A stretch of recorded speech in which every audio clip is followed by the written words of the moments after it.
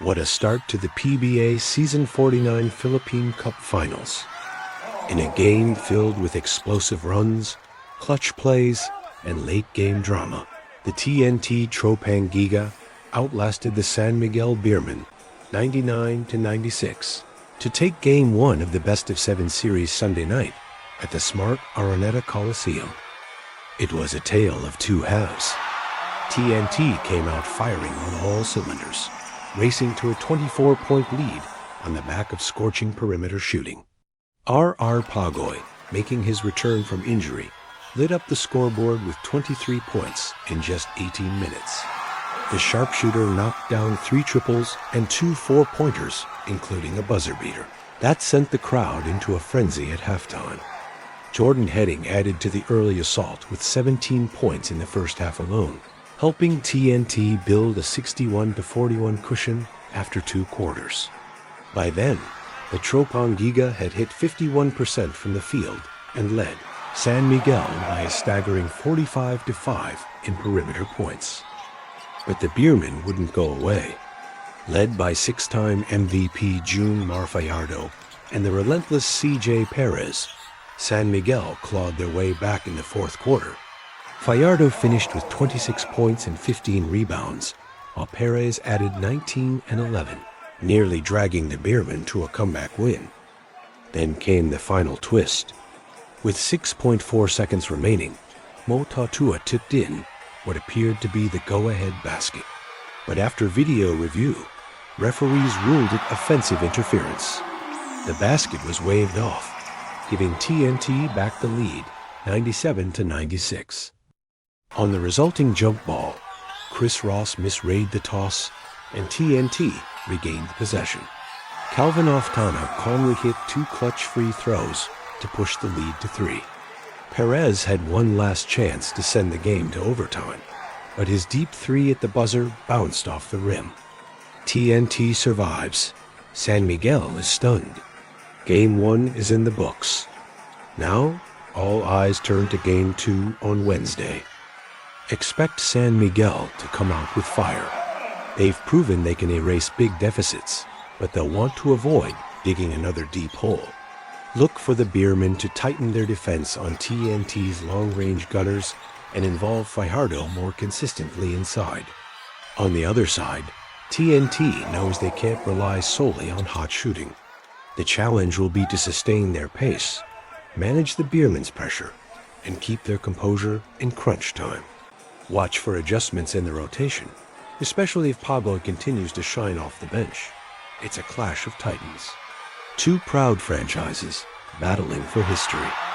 Game 2 is coming fast, and if Game 1 was any indication, this final series is far from over. This is the PBA Philippine Cup Finals, and this is just the beginning.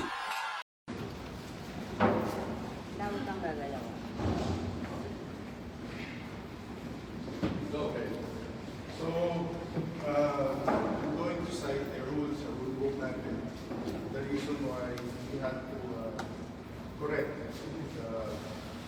Suppose basket interference that happened earlier, 56 seconds in the fourth quarter. Okay, so I read it para sigurado tayo. Interference occurs during a shot or a field goal when average side J5 under a rule book. An offensive player causes the backboard to vibrate or grab the basket in such a way that, in the judgment of the official, the ball has been caused to enter the basket. As you've seen in the replay, when Mo dunked the last 56 seconds, nahila niya yung rim of back. Okay?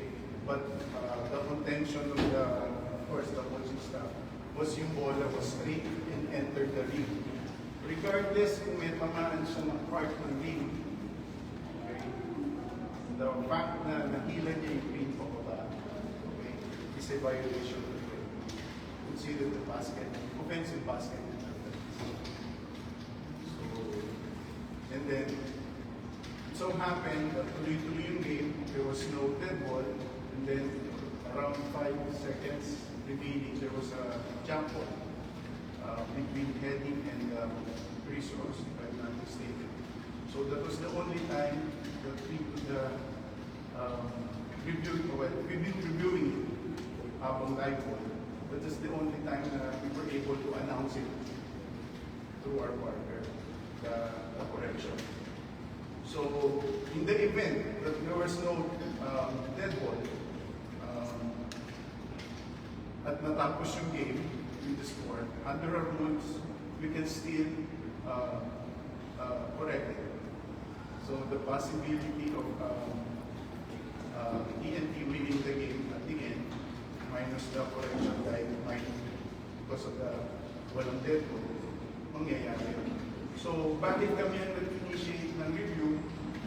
Just like any goaltending violation, we can ask the technical committee and review it. Okay? Just so happened our officials was not able to make a call. Kaya sa amin, sa technical committee yung umugsa. That's our simple explanation and questions. Yung rule book natin natin yung isip, iba rule na PBA rule. PBA rule. And basket and gentlemen sa goaltending also, ina-adapt naman natin talaga sa FIBA. That's the same. There's the direct impact on the shot that's associated or basket. Detcom kasi yun na nabanggit hindi na itawag ng referee. You think may sanction yung referee dapat na hindi tinawag ng Most of them will meet after this. But again, just like any goaltending and a miss during end game, we review it. We can review it. Coach, how do you determine the basketball interference when it was a dunk? Like, how do you draw the line between touching the rim upon a dunk and what's legal up against when you should release it? Parang how do you find it? Clearly, in the replay, you see there's a good angle that was shown by TV5. There was a pulling ng ring after that miss dunk. So yung dunk natin should be direct, dunking. Okay? So that's the difference. Detcom may qualification ba yung polling ring? Kasi usually yung mga player din na dinadunk na... You can pull the ring once the ball is through the net, inside. The ball is inside and went through the net. We have a lot of games na nag-break na We can give examples. Just so happen, of course, this is game one of the finals, but we can give examples ng mga ganitong situation that we put in defensive basketball. So we're willing to show it probably through our social media platform na mapapakita namin na we've been calling this as our defensive basketball.